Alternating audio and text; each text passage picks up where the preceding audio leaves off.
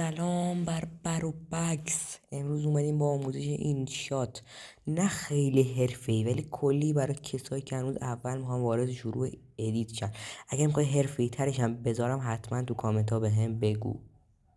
برای اول کار باید اول عکسامون رو انتخاب کنیم و من یادم رفت عکس‌ها رو بگیرم، پس میگیرم میام. خب من رفتم عکس‌ها رو گرفتم و اومدم. برای اولین کار حالا عکس و کولاژ هم داریم که حالا بعداً توی پارت‌های بعدی بهتون توضیح میدم.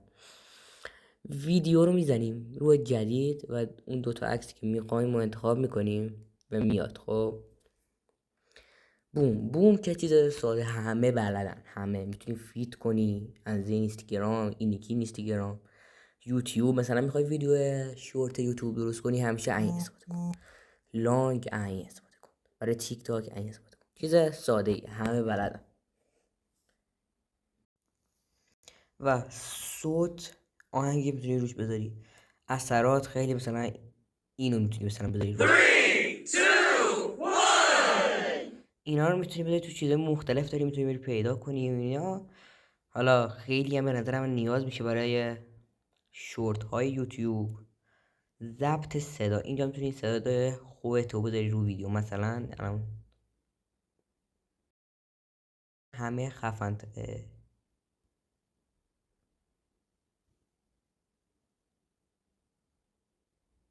قطع میشه. بچه ببخشید ویدیو قطع شد. رونالدو از همه خفن تره. اینطوری میتونیم از صوت استفاده کنیم.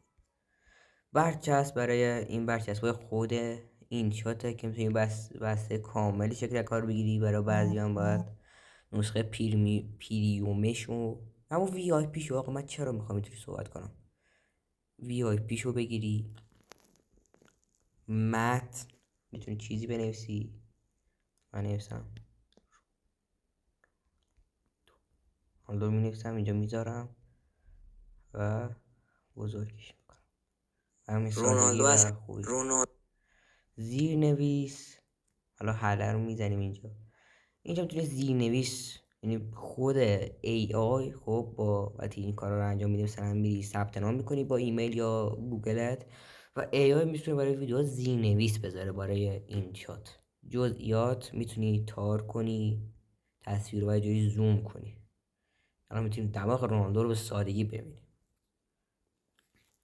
خطی کردن هم که چیز همه بلدن. اینو میتونی میبریم کنیم نوعای مختلف و اینطوری مثلا بپوشونیم. حالا این چیزا داره که مثلا میذاریم روش، میتونیم تقسیمش کنیم. یه جاشو پاک کنیم ولی یه جاشو پاک نکنیم.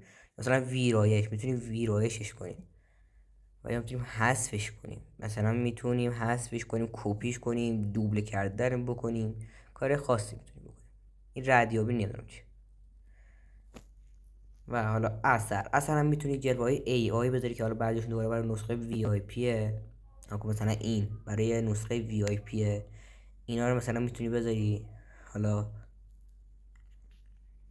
میتونم بذارم و دور رونالدو اینطور خط کشیده میشه. اثر میتونی تو چیزایی مثلا بذاری. مثلا من خیلی از اون چیزی که ویدیو استفاده میکنم ایناست. برای مثلا ویدیوهای گنگ و اینا میتونم برم تو پویا اینطور چیزایی انتخاب کنم که واقعا خفنن و بعضشون هم که گفتم برای نسخه وی آی پی همون پیریوم یه چیزیه نمیدونم.